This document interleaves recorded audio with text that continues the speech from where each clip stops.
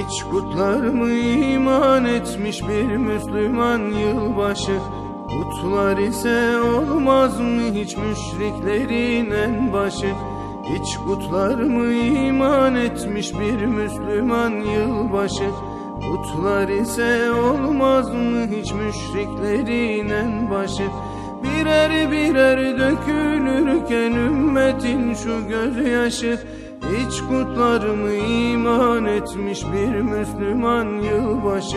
Birer birer dökülürken ümmetin şu gözyaşı, hiç kutlar mı iman etmiş bir Müslüman yılbaşı?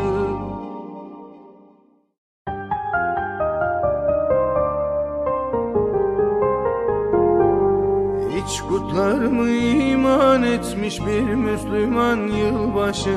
Kutlar ise